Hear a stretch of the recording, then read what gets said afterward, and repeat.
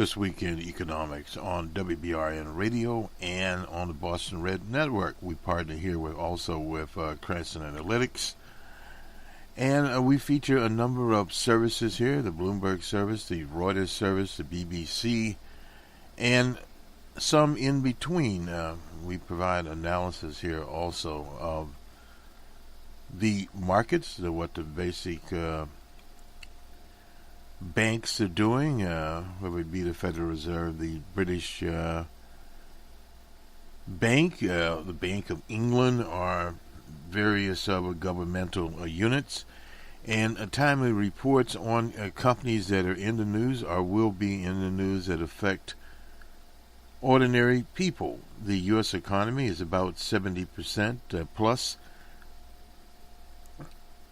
revenue generated by consumers. So we watch that very, very closely. We also look at commodity prices here. And we have the latest. We'll go to the Bureau of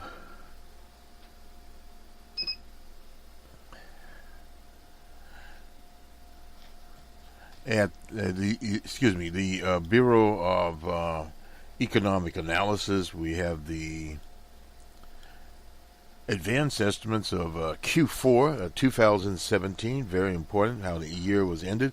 The gross domestic product, GDP, increased 2.6% at an annual rate in the fourth quarter 2017, according to advanced estimate, the national income and product accounts. In the third quarter, real GDP increased there at 3.2%. Real GDP increased 2.3% in 2017 from the 2016 annual level there, compared with the increase of 1.5% in 2016. Real GDP in the fourth quarter reflects positive contributions from consumer spending, non-residential fixed income, exports, residential fixed investments, state and local government spending, federal spending that were partially offset by negative contributions from inventory investments, imports that were subtracted from the calculation as they normally are. The GDP component, the deceleration in real GDP in the fourth quarter reflects a downturn in private inventory investment, partially offset by an acceleration in computer spending, exports, non-residential fixed income there. And we'll go down here. The real gross domestic product and related measurements here. We won't get too much into this. We will pinch it and look at it. Prices paid by U.S. residents as measured by the gross domestic price index increased 2.5% in Q4 after increasing 1.7% in Q3. The acceleration mainly reflects an acceleration in consumer prices. The prices paid for consumer goods accelerated and primarily reflected an acceleration in prices paid for gasoline and other energy goods. Notably, offsets include a downturn in prices for clothing and footwear. Other non-durable goods, specifically pharmaceuticals, and a larger decrease in the prices for recreation goods and vehicles. Prices paid for services accelerated, primarily reflecting acceleration in prices of financial services, healthcare, food services, and accommodations. The consumer prices for energy increased more in Q4 than in Q3. Food prices turned down slightly. Consumer prices, excluding food and energy, a measurement of what they call a core rate of inflation, increased at 2.9%. Remember, the Fed, under their guidelines, is inflation at 2% in Q4 after increasing 1.3% in Q3.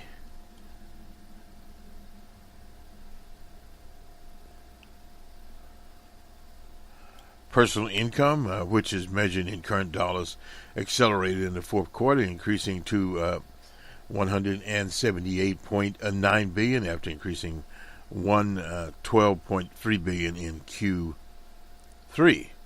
The acceleration reflected an upturn in personal interest income, an acceleration in non-farm property income.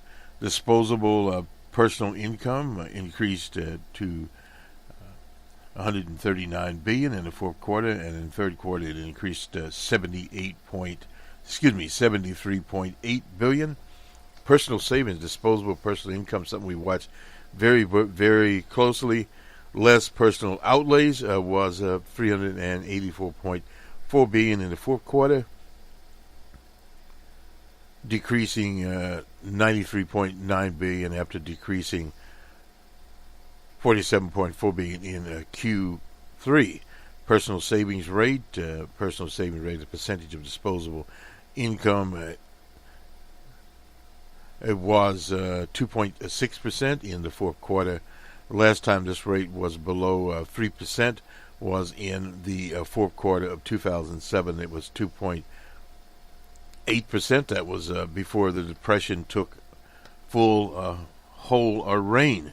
Real disposable personal income, DPI, increased 1.1% in Q4 after increasing 0.5% in Q4. Current dollar DDP increased 3.9% after increasing 2.1%. The difference in the movement of real DPI and current dollar DPI reflects an acceleration in the impact of price deflator for consumer spending, which is used to deflate DPI. Real GDP, the table increased, this is in 2007, at 2.3% from 2006's level, after increasing 1.5% in 2016. Not quite a percentage point there. The increase in real GDP in 2017 primarily reflected positive contributions from consumer spending, non-residential fixed income, exports, imports, which are subtracted from the calculation of a GDP, increased. The acceleration in real GDP from 2016 to 2007 reflect upturns in residential fixed investment, in exports, and a smaller decrease in inventory investment.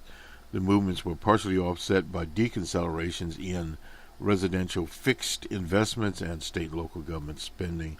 Import acceleration. The upturn in non-residential fixed investments reflect upturns in equipment and structure that were partially offset by deceleration in investments in intellectual property products.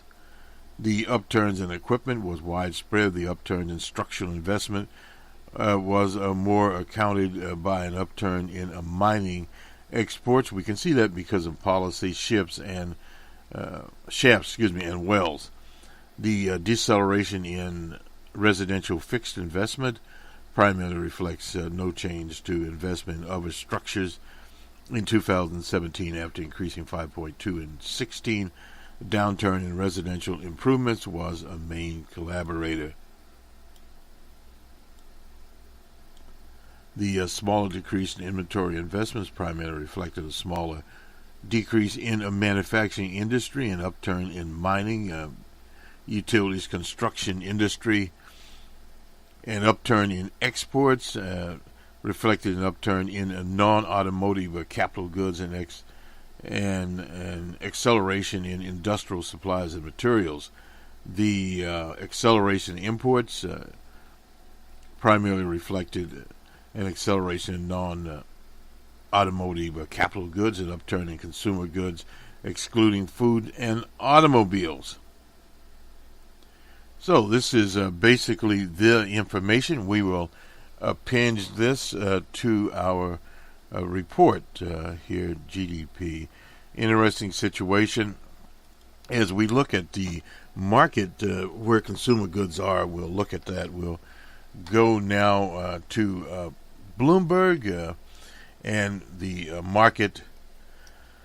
The bulls wonder if a rally could ever hold again. Got an answer Friday as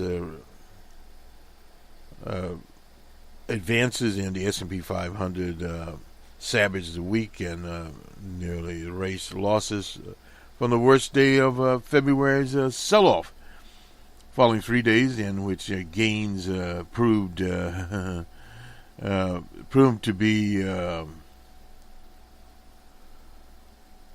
non-game period here. And Friday's 1.6 surge, they call it a surge, it wasn't really a surge, left the benchmark gauge for equities to 0.6% for a holiday short week. It was presidential day here. Gains remained concentrated in a handful of economically sensitive sectors, with technology and commodity companies rising 1% or more in 4 sessions. Now, this in itself is fairly anemic, and if we look back at where consumers are, and that is where we are looking here to see where consumers actually play into this because of the way that it is defined in economic terms. So thus,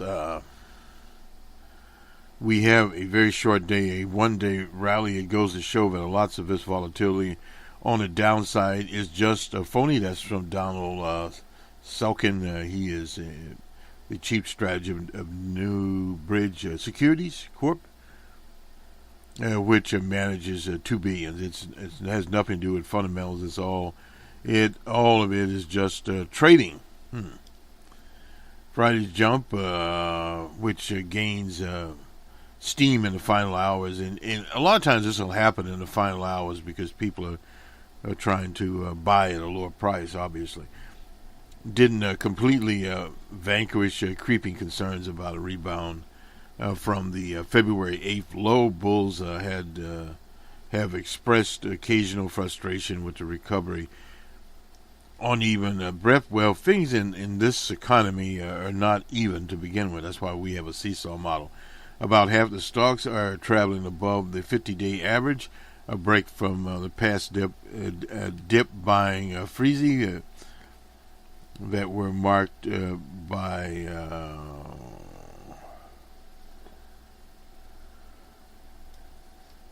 purchasing. Correct. Purchasing. For now, a lot of price action looks strivable to charts before Friday's succession of rallies, and the S&P 500 had all lost steam. They were up and down, according to John Augustine. He's an investment officer at the Huntington Private Bank in Columbus, Ohio, said that the market is unlikely to be influenced by price levels of the price level of 2,730,88 until at least the first quarter earnings season begins. That'll be in April. The 50-day battle line, he calls it. You've got a situation where GDP estimates are going up and earning estimates are also going up. Investors are trying to invest into and worry about inflation at this time. Well, the report we just gave, it is reaching that limit. While groups like techs, utilities, and retailers have bounced nearly all the way back from amidst the rally since the 8th of February, industrials from energy to consumer staples, telecoms remain about 7% below their levels. Now, consumer staples are very, very important because if consumers are not buying the staples, that is indicative of problems with a discretionary income, and also with energy. Telecoms not as much because a lot of people are moving away from the telecoms. It will be a very difficult type of market that will emerge from a period of turbulence, as Michael Schrout Chief Investment Officer at Marketfield Assets Management.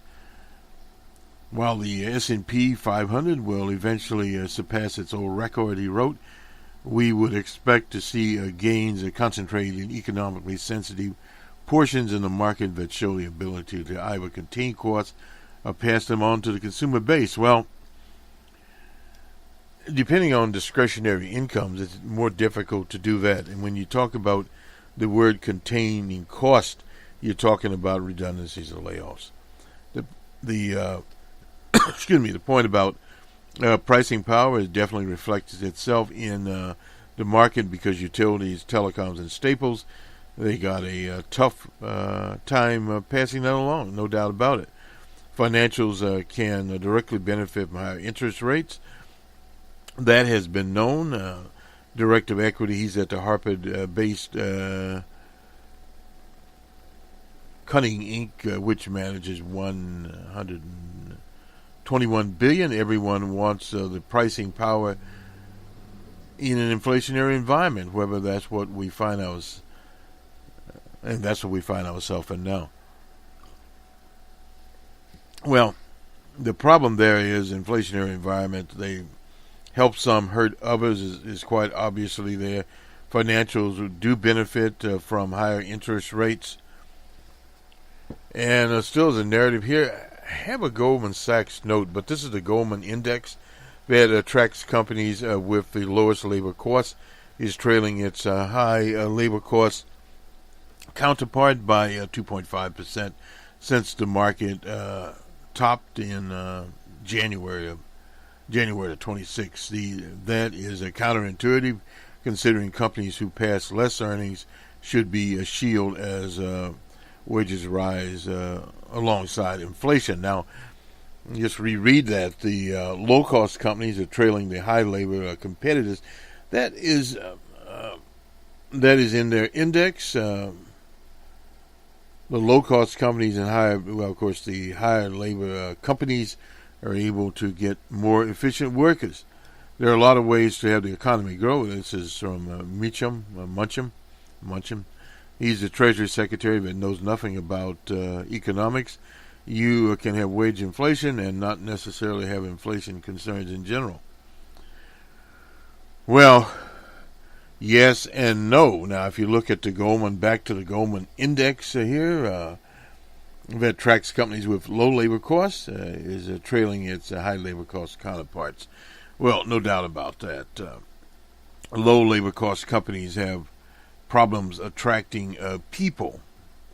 And this is something we picked up also in Bloomberg, prime age men who never returned to U.S. workforce. This is a paper out of the Kansas City Fed. Serious labor shortage would probably push wages up. This is, let's see what's written, a report from the Kansas City Fed. A decline in demand for middle-skilled workers, a phenomenon dubbed job polarization, has become because more positions are concentrated in the high and the low. This is by Dean Zilliman. He's an economist in Kansas City. He released his paper. We'll append this, incidentally. He won't spend a lot of time with it. Without job polarization, he estimates that 1.9 million more prime age men would have been employed in 2016. Now, this is a very interesting scenario. I'll have to look at the notes here, but I believe that is 24 to 54. Let me just jump ahead here and get that precise figure for you. 25 to 54 as the labor force participation rate for prime age men has declined dramatically in the U.S. since the 60s, but the decline accelerated more recently in 1996. 4.6 million prime age men did not participate in the labor force. By 2016, the number has risen to 7.1 million. Better understanding these men and personal situations preventing them from working may be critical to evaluating whether they are likely to return to the labor force. Now, this is from Mr. Temezman, I suppose. changes in non-participation rates of prime-age men with different demographics, characteristics, as well as change in their personal situations during a non-participation. She finds that non-participation rates increase among younger men and men with only a high school degree, some college or associate degree. In addition, she finds that job polarization has been a key contributor to the rise in non-participation. Overall, her results suggest prime-age men are unlikely to return to the labor force if current conditions hold. And we did download this paper. And let me just go back here. And maybe we can get a little audio here. I'm not sure. We'll see. We'll try. Yeah, we won't. Anyway, let us move on here. We'll look at this paper just a little bit. We won't look at it very much. Changes in participation amongst prime-age men in the past 2 decades. We went over some of this during the Depression. She called it recession. This overall increase accelerated primarily due to large-scale layoffs. But the increase in non-participation was especially stark for prime-age men, and it's shown by a chart here. Working with a PDF, understanding the forces behind it. They're using here, incidentally, the current population survey known as the household survey. We use it all the time. Here, statistics and demographics for the population. Data from the Bureau of Labor Statistics. They interact with 60,000 households for the purpose of this article. I restricted data sample to 25 to 54, and based on analysis on annotated data from 1996 to 2016. She examined the changes in education, etc. And the largest increase was for those with middle education groups who have only a high school degree, some college, or associate degree. More specifically, the participation rate for prime-age men with only high school degrees rose 8.8% in 1996 to 14.9% in 2016. That is a 70.3% increase. While non-participation rate for prime-age men with some college and associate degrees, this is very interesting here, rose 6.8% in 1996 to 11% in 2016. The non-participation rate for prime-age men in the highest education group who had bachelor's degrees or higher increased modestly from 4.1% in 1996 to 6% there. Similarly, the non-participation rate for those in the lower education groups who have less than high school degrees rose slightly, 18.3%, to 20% in 2016. And some nice charts here. We won't go into this, but it gives you an idea here.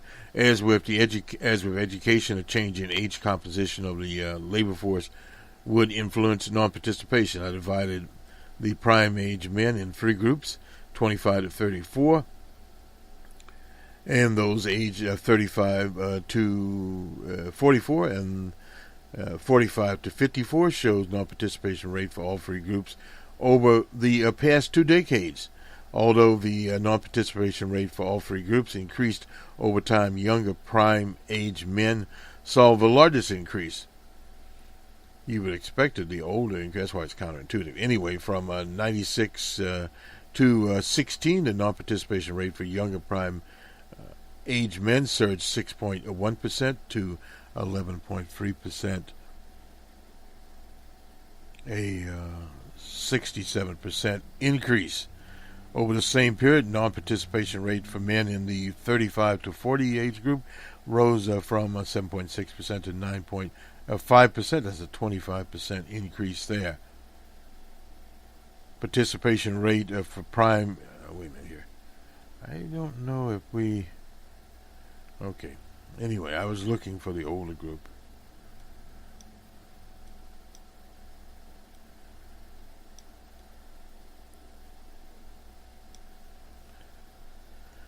To get a more complete picture of how the composition of prime age workers has changed over time, I examined the breakdowns in both age and educational attainment. Within each group, non-participation rates increased most for those in middle education groups, although non-participation rates increased for men 25 to 34 in all groups. That's over a 20-year period. The largest increase was those with high school degrees, from 6.4% to 14%, and some college associate degrees. This is what's really troubling here, from 5.7 to 5.11. Non-participation rate for men 35 to 44 increased the most for those with high school degrees and a bachelor's degree from 3 to 4.3. Interesting, the non-participation rate for men 35 to 44 with less than high school degree fell slightly. Interesting. Now, this is a group we wanted to look at here, and we'll finish this up, is the 45 to 54 prime age men with less than high school degree had higher non-participation rates throughout the analysis period. However, younger prime age men, those with middle education, specifically those who had only a high school degree, some college, or an associate degree, experienced the largest increase in their non-participation rate over the past decades. Although non-participation rates for prime age men in different education categories has changed in the past year, the reason for changes are not obvious, and one way to identify these is look at the CPS. This is from the Bureau here. You won't go into that. We'll impinge it if you want to look at it. Possible explanations. Changes in labor supply, labor demand could have contributed to an increase in prime age men non-participation. Example, prime age men may have chose to leave the force because they have easy access to alternative income sources. And now this is strange here, such as working spouse. Now this is more public assistance programs compared with 2 decades. However, the prime age men will also have been forced out of labor force as jobs suitable for their skills vanished. And that is more of it. Some do have wives or partners working, yes, no doubt about that. Likewise, increased reliance on the public assistance does not seem to be a credible explanation. I'm glad she got this straight. While the share of prime age men receiving SSDI that's increased from 1% to 3%, the labor force participation rate declined 7.5%. That's from the Council of Economic Advisors. So, and then we go on to suggest that increased share of SSDI recipients could explain 0.5 percentage points of the decline in the participation rate there, and various other social programs. Very, very low reasons. More recent explanation for rising non-participation rate is daily pain and dependency on pain medications. Very, very important here. That's from Kruger. Argues that nearly half of the non-participation rate prime age men are taking a pain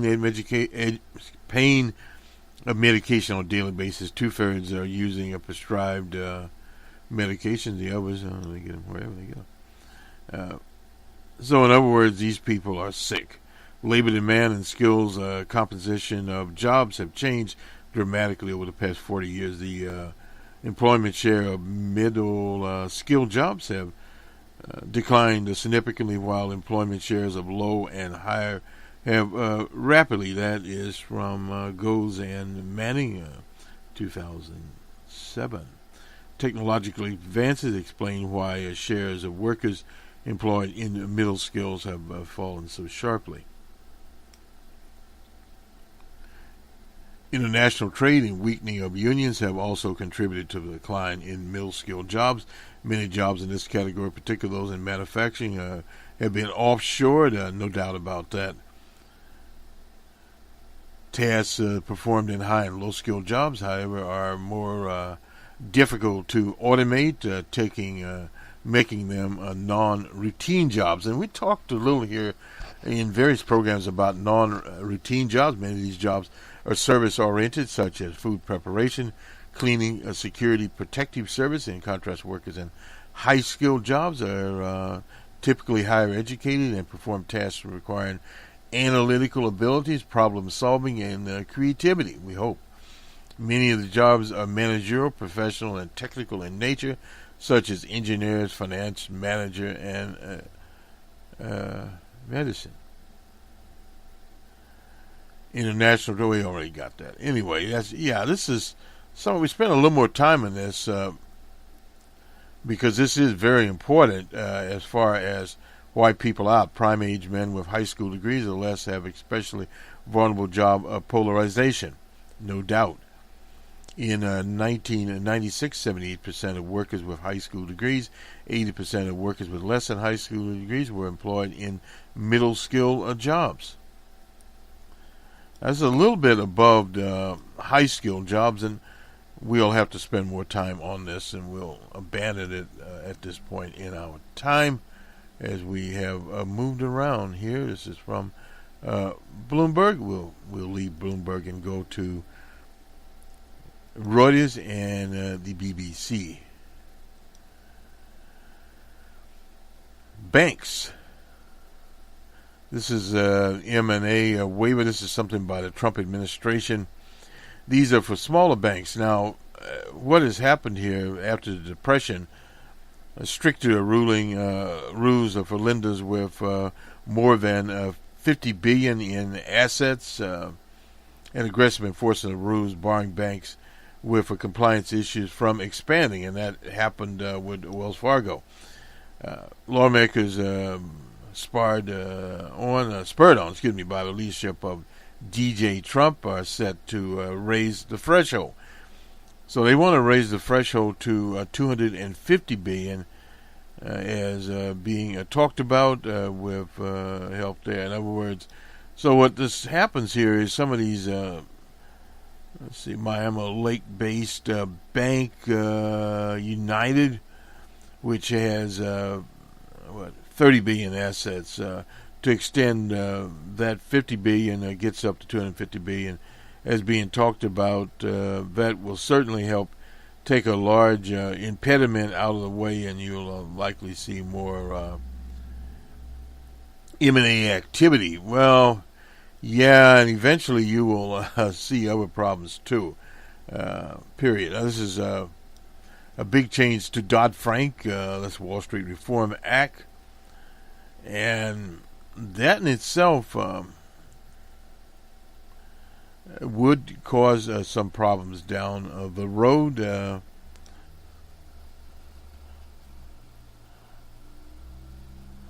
Deals will likely emerge amongst banks with between 20 and 200 billion in assets. So that's from seeing that bank down in Florida. Number of U.S. bank deals have fallen in the past 4 years, dropping 23% between 2014 and 2017. That's according to Reuters. The M&A's activity was rising each year, and these M&A's, as they call them, cutting the so-called red tape. Well, that's another excuse for dominoes, period.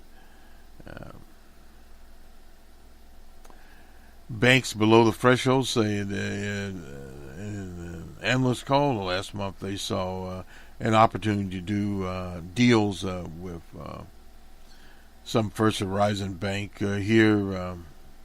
First Horizon declined to comment. They have a penalty box, the Federal Reserve, the key gatekeeper for banks reviewing their M&A application process.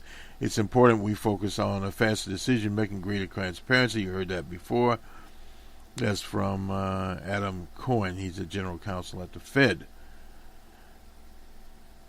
The Fed takes 54 days on average to approve a deal in the first half of 2017, and that shot up to 190 days.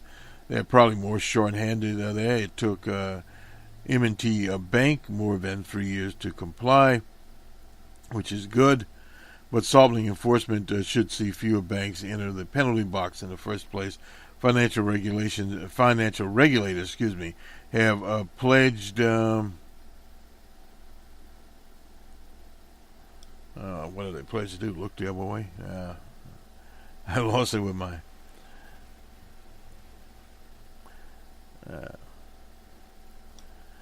A pledge to relax how they assess compliance with fair lending and anti-money laundering marketing rules that generate the majority of problems.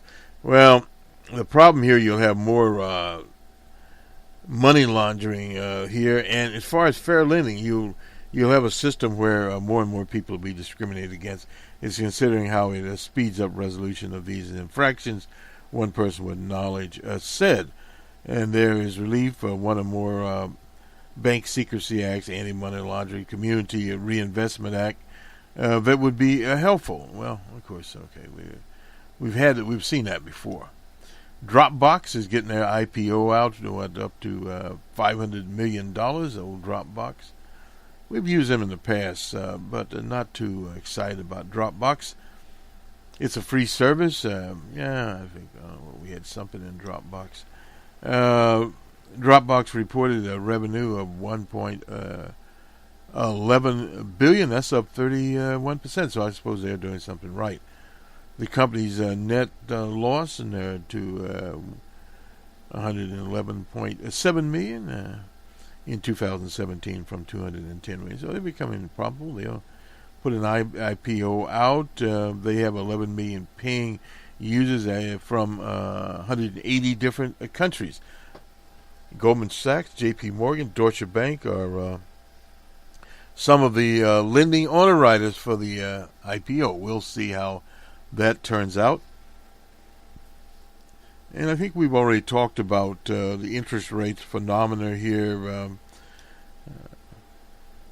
The 10-year Treasury, we didn't talk about that, is a 2.8.714 from a previous. Actually, it was a little higher. It was 2.917 on Thursday. That'll go up and go down. There's nothing new about that. Hewlett-Packard, climbed 2.17%. That's Hewlett-Packard Enterprise. The other older Hewlett-Packard, 10.5%. Hard to believe. Anyway, they split in 2005. General Mills is wanting to buy something called Blue Buffalo Pet Products. They jumped 17.23% after General Mills made the announcement. It's an $8 billion deal. It was the biggest percentage, and General Mills itself declined 3.959. Nordstrom is a family which owns, I think, 31% or so of the company. Is wanting to take it private. The stock has been up 30% since Thanksgiving. One of the higher end stores. Nordstrom shares rose 7% on the news to $53.74 on Friday, giving the company a market capitalization of close to $7 billion. Very interesting there. The family group will partner with Leonard Green and partners to make the deal work. That family owns 31.2% of the company. So Nordstrom, let's see here, make sure we get the rest of the Nordstrom story here. What all do they own?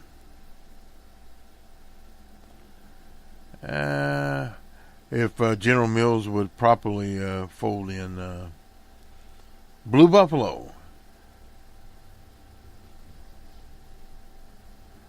Also Smuckers, Nestle trying to get into around Old Blue Buffalo, whatever that is. Other companies are vying for a share of the lucrative pet care market, including Mars, Cargill, and Nestle, big players in this scheme here. Mars, which makes pedigreed, they know they made pet food. It went from Mars bars to pet food. Expects this as General Mills. Blue Buffalo will help boost sales and add to earnings in 2 years. Blue Buffalo will operate as a separate unit within the General Mills, and Goldman Sachs is the financial advisor there.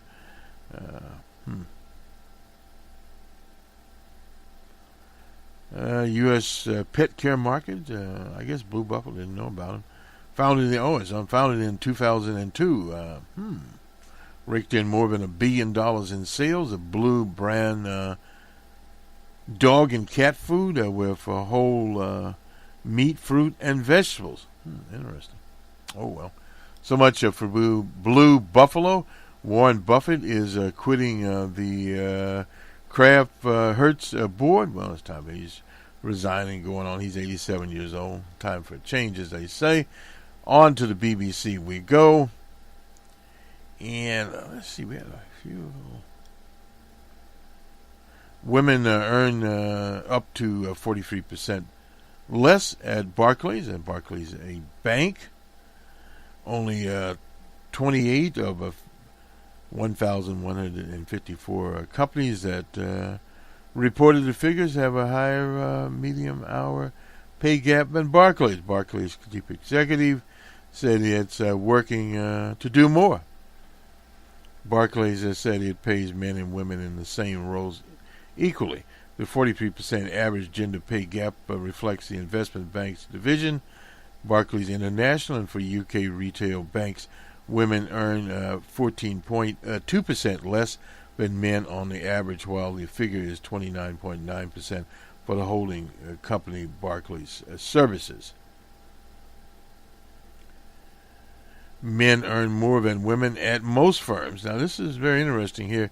Of all financial insurance companies that have submitted their figures, the gap is 14.8%. In balance of Barclays UK was further highlighted by the pay quality figures, with women accounting for 73% of the lower paying jobs. This is in the UK. Women earn 38.4% less at Virgin Money, which in there, and UK companies with 250 or more workers.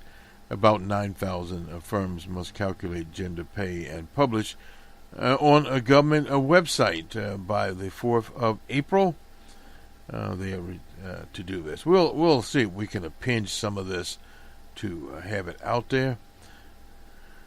On other news, this is out of the U.S. here, boycotts of companies that do business with the NRA, that's the National Rifle Association. Various companies have backed out on the boycott information. Alamo Enterprise and National also offer discounts to NRA members. Would end on the 26th of March. First National Bank, feedback has caused us to review our relationship with the NRA. As a result, First National Bank, this is of Omaha, will not renew its contract with the National Rifle Association. MedLife says it has entered the program for NRA members. Somatic, the anti-malware protection a company, they have evidently a LifeLock identity theft products. They offered a discount will stop the program.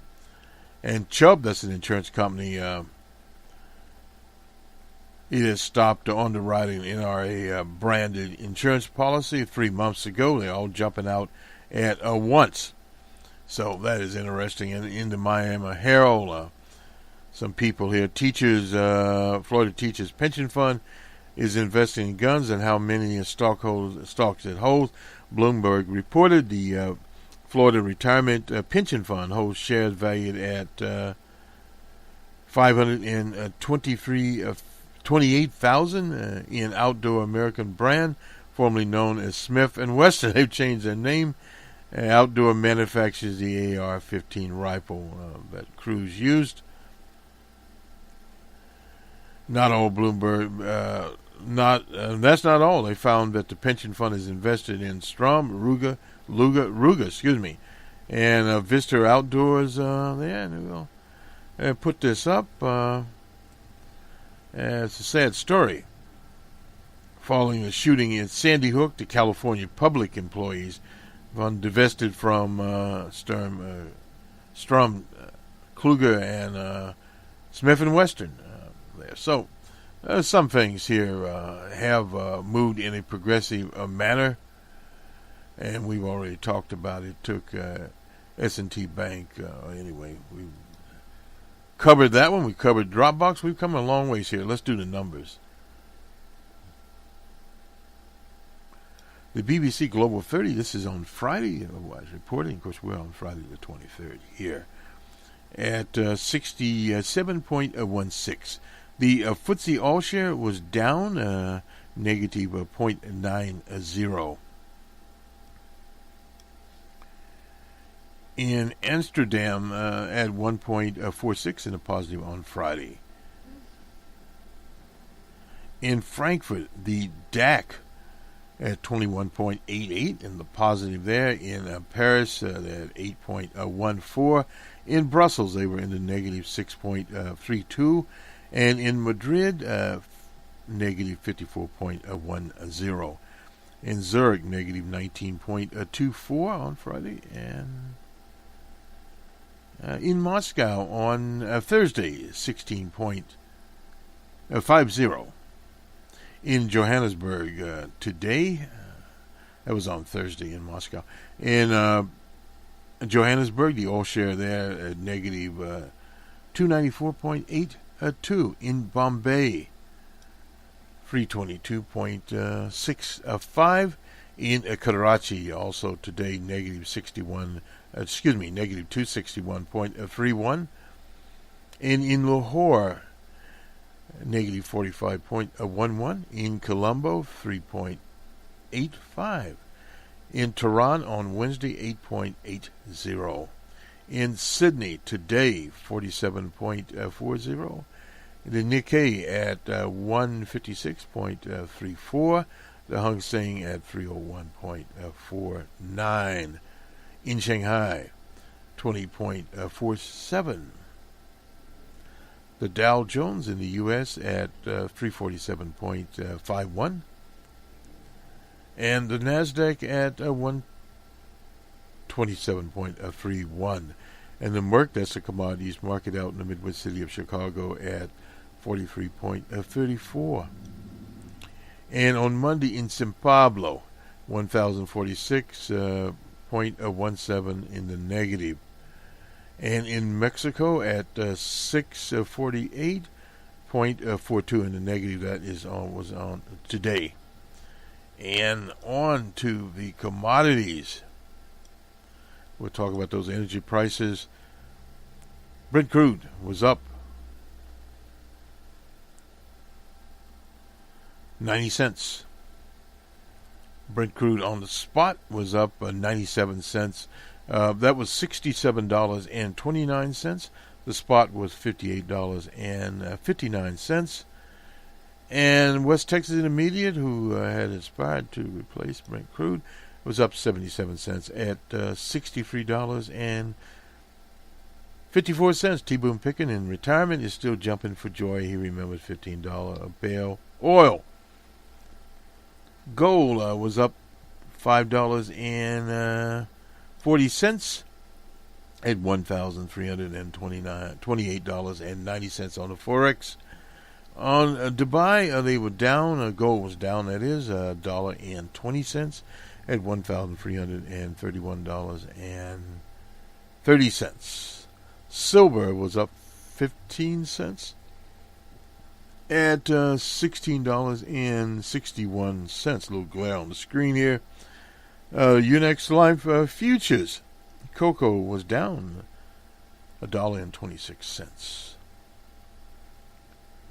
Robusta coffee was also down 73. That's 73. And let's see what else. White sugar futures, for anyone wanting to know, is up 0.6. Anyway, the Bloomberg Commodity Index on Wednesday at 85.59. That was on Wednesday, Bloomberg Commodities Index. With exhausting that, will do it for us this week in economics on the 23rd of February 2018. This is, I believe, the last. It is the last show for the month of February. The next show will be on March the 4th. So we roll along here. The market was sort of up and down this month, making an adjustment. Looking at inflation news, how will inflation news affect that? We covered the prime men participation, labor participation rate, why prime age men, as they call it, that's 24 to 54, have 25 to 54 have disappeared out of the market and have not returned. And the conclusion was many of these men have been injured. They're on various pain medications, on disabilities. Their wives are still working, etc. And their education levels, from high school to some that had been to community colleges, or associate degrees, etc. But they're sort of in the middle. You have the lower jobs there that, as Senator Cotton of Arkansas was talking about, targeted towards immigrants, and robotics would replace those, he says. And the higher end jobs that require more analytical skill. Now, some of the higher jobs that require quote-unquote analytical skill are not necessarily jobs that require high school degrees. They require expertise. So that's something that has to be differentiated out. We'll have to get a study on that, of how BAs, masters, and doctorate degrees in various skill sets affect the job market. The job market is constantly changing. There's no doubt about that. And what people are being taught at universities, there's a lot of the stress now is making more relevant to the job.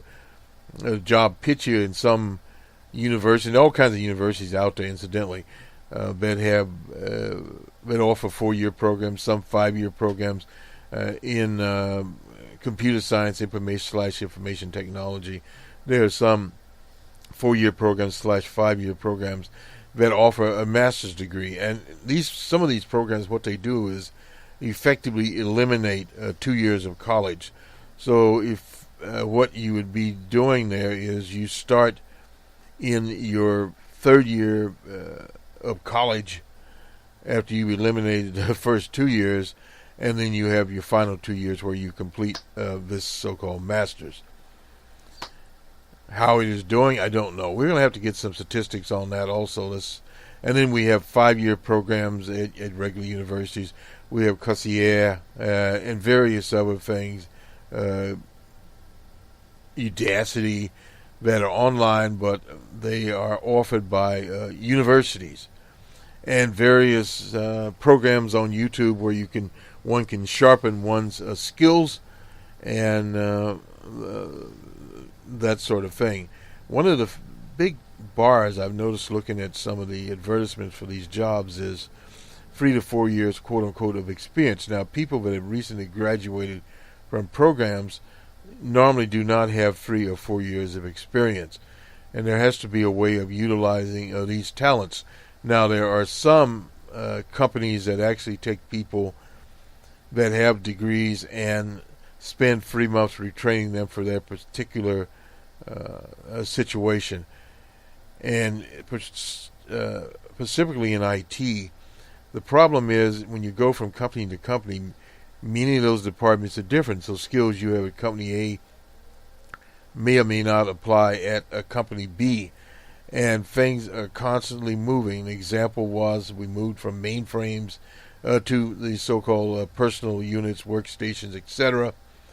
And then Windows came about. We had Unix out there, and now mainframes are back as we have software as a service. But nonetheless, the languages changed also. They went from some of the mainframe languages to a C, and then a C++, and then on to Java, and from Java, Python is out there, and then we have R, which is partially open sourced and partially not, some statistical programs. So we advise young people that are in high school, secondary school, to take as much math as they can tolerate, literally. And those that go to either a community college or university, make certain that they finish up the college level algebra course and move on to the calculus course and onward and upward from there. So there are some things that you at least need to complete your college level algebra course to have that, and then you need to be proficient in one of the math programs or one of the open source programs. Doesn't matter very much there, but you need at least to be familiar with these, at least know the name of them, because you are be dealing with statistics, as the lady at the Kansas City Fed has done an analysis of these statistics. And then there's a lot of what's called proprietary programs that say a Goldman Sachs or whomever would read, depending on where you plan to go with your education. This will do it for us. For those in business, make it a productive one. For the consumer, obviously, your eye is on the ball. We haven't seen any big sales yet. We noticed that gasoline or petrol is going up. We have not come officially to spring. That won't happen until, I think, the 21st of March. And then we begin the spring, precursor to the summer driving season. Will these prices go up? And the big question is, can the market stand these price increases? It's going to be very, very important out there. Good day.